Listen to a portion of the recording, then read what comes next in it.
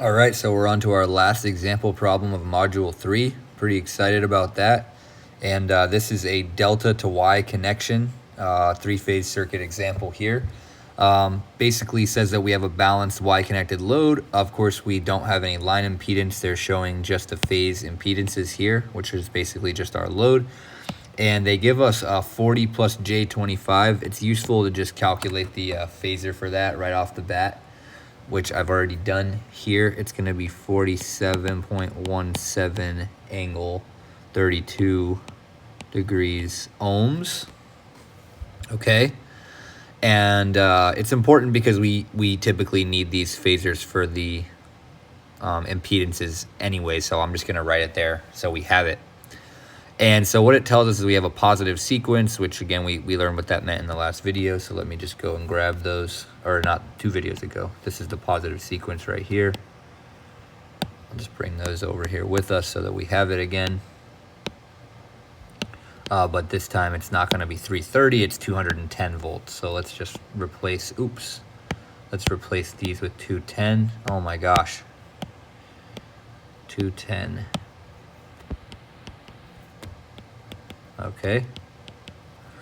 And so there's basically 2 different ways that we can solve this problem. It's asking us to find the phase currents. I think that's a little bit confusing because what they really mean is the line currents, the ones that they've shown.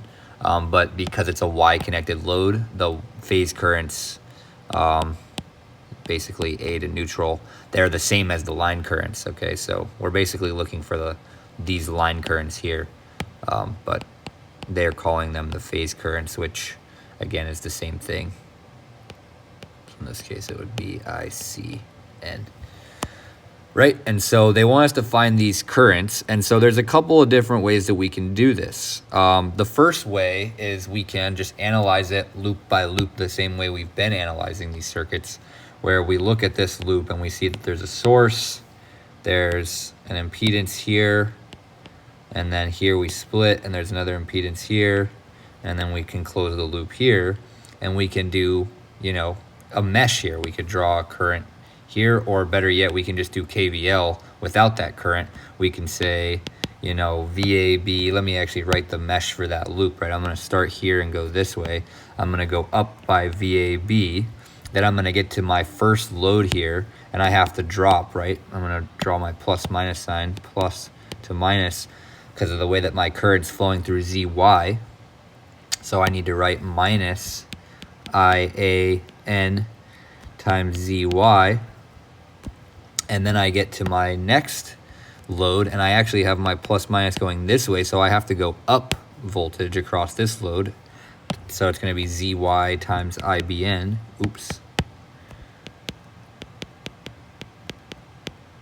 And then I close my loop, so that's going to be equal to 0, right? And so that's basically a mesh equation for this loop here, or a KVL if you depending on whatever you want to call it. One way or another, we're using KVL to go around the loop and write an equation for it. And so we did that for the first loop. We could do that for all 3 loops. We could do that for this loop. We can do it for this loop, right? This is a loop right here. This loop right here. And then we have this loop right here as well. So we could write, equation 2 here. We could write equation 3 here. We'd have 3 equations and 3 unknowns, and we can go ahead and solve for IAN, IBN, and ICN. Let's go ahead and write the other 2 equations. I don't feel like it's necessary to do the algebra for all this, so I'll just set up the equations, and then if you want to solve the algebra, you can, or maybe I'll do that later if someone wants to see it. But I want to show you a better way to solve this problem that doesn't require you to do all this algebra. And I think it's going to give us a really useful tool. But let me just set up these equations. So let's take a look at the next loop. Let's do this loop right here. Let's do this bottom one. So I'm going to draw my plus minuses. So again, I've got the plus minus already drawn for IBN. I got to draw it for ICN, which goes like that. And so if I go around this loop, it's going to be VBC, right? VBC minus IBN times ZY plus ICN times ZY equals 0. maybe I need to move these so that I don't. All right. So that's my second loop there. I've got my second equation. I still have 3 unknowns, so I need one more equation, and I'm going to do that with this outer loop here. Okay, so we'll start here and go this way. I've got VCA, right, minus my voltage drop across this load ZY. So it's going to be ICN times ZY. But then because of the plus minus here, I have to go up in voltage, right? So it's going to be plus IAN times ZY is equal to 0, right? And so now I have this system of equations. I have 3 equations, 3 unknowns. I can solve this however I choose, and I can basically get IAN, IBN, and ICN out of this system of equations, and that would be fantastic. But there is another way to solve this circuit, and I don't want to do all the algebra here because this module, again, has already taken up a ton of your time, and I think that we probably all know how to solve the system of equations by now. I'm not liking all this empty space here. Maybe I can do this.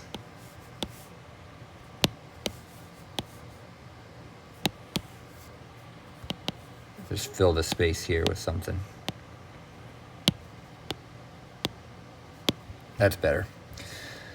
All right, and so I'm going to end this video here because in the next video I'm going to show you a better way to solve this circuit, which involves replacing the delta source with an equivalent Y connected source.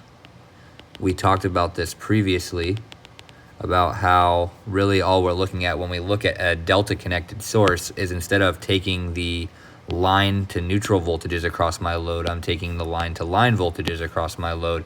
But because we have a Y connected load, we can go right back to our equivalent Y connected source, and then finding these currents becomes trivial, just like it was in the first example where we did the Y to Y configuration. And since all we care about is the currents in this particular problem, it's really nice to just be able to write VAN, VBN, and VCN, and then solve it by phase, right? Because we have our neutral here that we're not showing the connection for, but it is, theoretically connected in terms of closing the loop, although we have no current flowing through that wire.